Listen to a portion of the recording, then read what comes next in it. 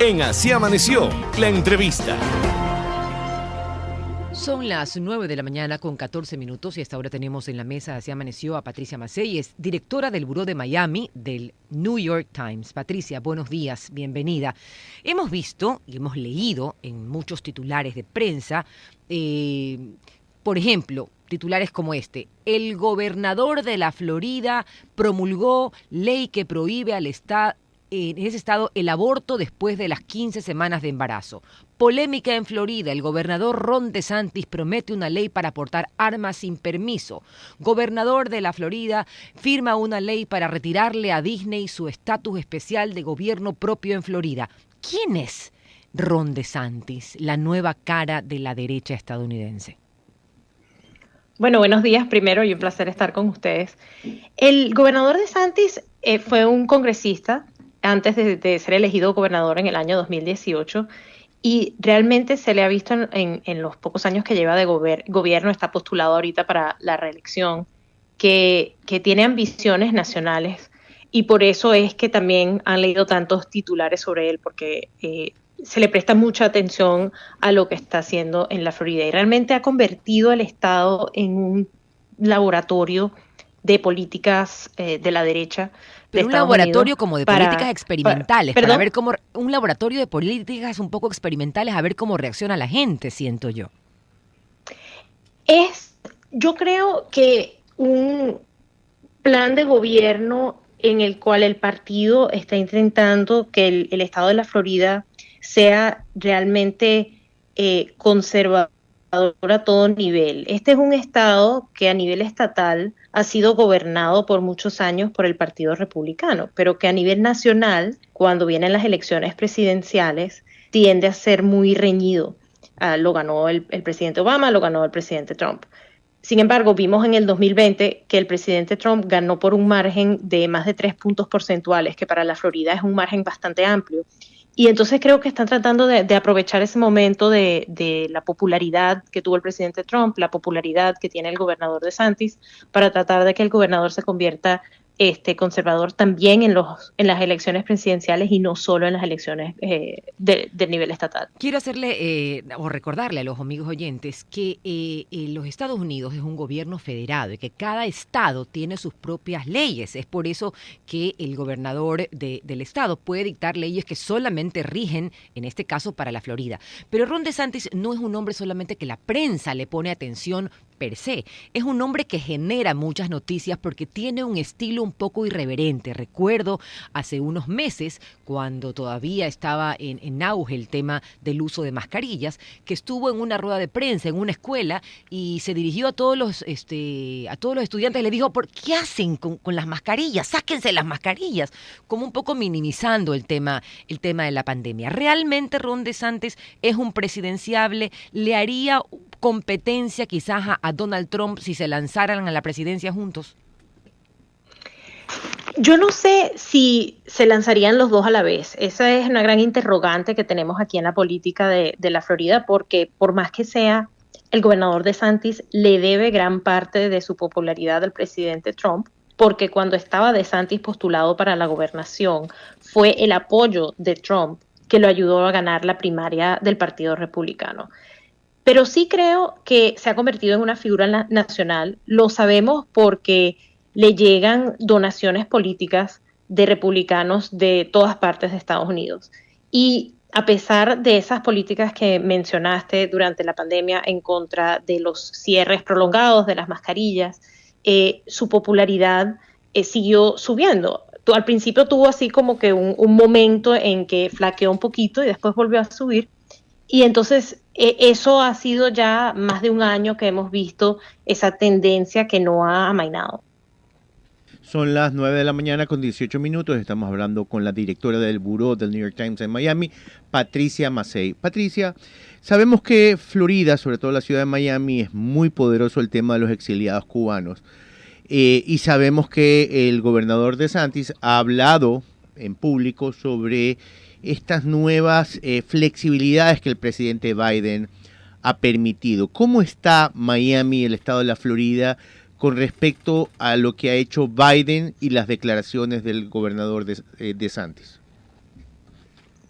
Te puedo decir que hay demócratas preocupados porque consideran que haber cambiado esta política no les ayuda en las urnas, en las elecciones que va a haber en noviembre, porque aquí hay muchos exiliados, como bien nombraste, que están en contra de que haya mayor posibilidades de hacer negocios con el gobierno cubano.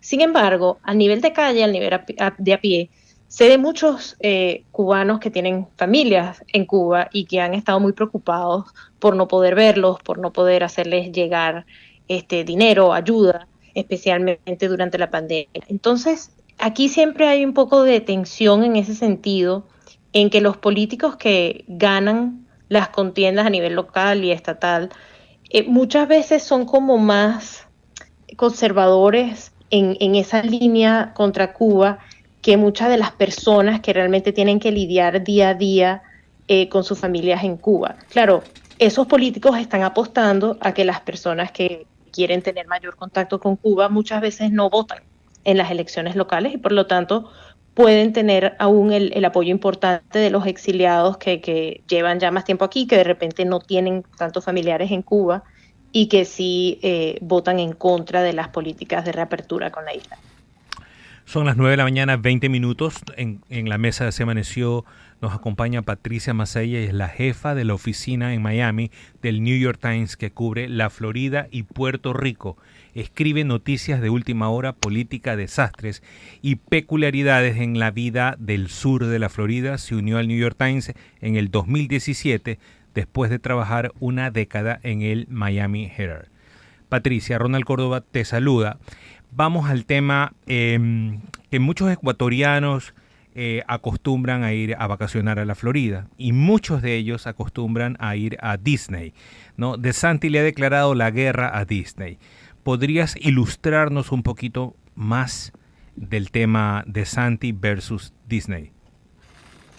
Disney ha tenido mucho poder político en este estado porque es una empresa tan grande, emplean algo así como 80,000 personas. Y siempre han dado donaciones políticas, por lo general a ambos partidos, especialmente a los republicanos que han estado en el poder, para mantener su estatus. Entonces, por ejemplo, como Disney le gusta atraer familias, ellos siempre han estado en contra de que en la Florida hayan casinos, para darles un ejemplo de cómo piensan que eso le pudiera afectar su negocio si este se convierte en un estado más parecido a Las Vegas que a Disney. Entonces, por eso ha sido tan interesante ver esta guerra política de los legisladores estatales y el gobernador contra Disney, porque nunca antes se había visto que estuvieran en contra uno con el otro. Habiendo dicho eso, no sabemos cómo va a terminar, porque las ventajas tributarias que tiene Disney en su propiedad de 25,000 acres en Orlando, en el centro de la Florida, que la legislatura y el gobernador decidieron quitarles a Disney como parte de esta pelea política. Realmente eso no empieza hasta el año que viene. Entonces todavía hay como un año para que cambien las cosas, para que se negocie. No sabemos entonces quién va a pagar las deudas públicas que tiene Disney, si eso le va a pasar a los residentes de Orlando, cosa que los políticos no quieren que ocurra, porque eso no va a quedar muy bien con los residentes de Orlando. Es una situación un poco delicada, pero me da la impresión que las cosas se van a discutir tras bastidores y no necesariamente públicamente. Sin embargo, creo que ya podemos decir que por ahora terminó la era esa en que Disney es una de las empresas más poderosas del Estado, porque los políticos en este momento están adoptando unas políticas un poco más populistas que entonces no quieren defender tanto a una empresa como Disney. Son las 9:23 en la mesa de Así Amaneció. Seguimos conversando con Patricia Mazzei, directora del Buró en Miami del New York Times. ¿Cómo estás, Greta Córdoba? Te saluda. Quisiera saber cómo han acogido, porque bueno, lo que vemos nosotros es que hay muchas críticas, este tema de la ley No Gays, o veo que la ley de derechos de los padres en educación, que impide básicamente que los maestros hablen de la identidad de género y la orientación sexual a los niños de 7 u 8 años de edad, que son entre primero y segundo grado o años de básica acá en Ecuador. Vamos a tener que ver un poco más lo que pasa a nivel de escuela por esta ley. Una de las preocupaciones que tienen las personas que están en contra de ella es que la ley es un poco ambigua y piensan que se va a poder aplicar en muchos casos que no son necesariamente los que se dijeron que eran que son, van más allá de lo que se decía que querían que fuera la ley. Las encuestas son interesantes porque depende de cómo se haga la pregunta. Entonces se ven números diferentes de apoyo o rechazo a esa política. Hay muchos padres que si les preguntas si quieren que sus hijos se les hable de la identidad de género o la orientación sexual a esa edad, pues están en contra porque no quieren que eso se trate en el colegio. Pero cuando le empiezas a decir que esta ley también va a dejar que padres rechacen ciertas ayudas psicológicas para los niños de todas las edades en el colegio y ese tipo de cosas, pues ahí entonces se empieza a complicar un poco más el tema de lo que opina, de la opinión pública sobre esta ley. Patricia.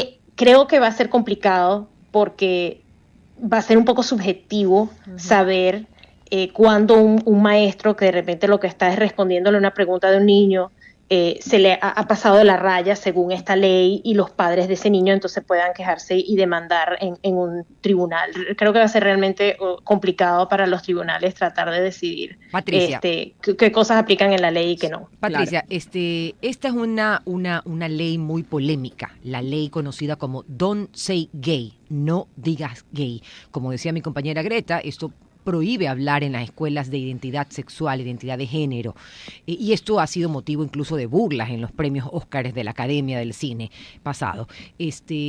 ¿Cuál es la relación o cómo ha tomado la comunidad LGBTI la promulgación de esta ley en el estado de la Florida?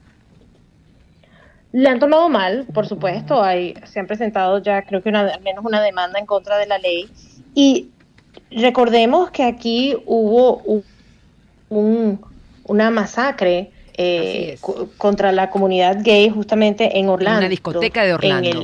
En el club de Pulse, cuando mataron en ese momento había sido la peor balacera en la historia de los Estados Unidos. Y eso en particular como es en Orlando, que es del sitio donde es de Disney, en esa comunidad en particular se sintió como un verdadero rechazo a lo que estaban haciendo los políticos, como que habían abandonado a la comunidad que había sufrido tanto en el 2016 cuando mataron a esas 49 personas en el nightclub. Entonces, diría que ha sido un año en el que han pasado todas estas leyes muy difíciles y se veía reflejado en los debates en la legislatura estatal. Fueron muy emotivos, la gente fue a protestar y mucha gente lloró.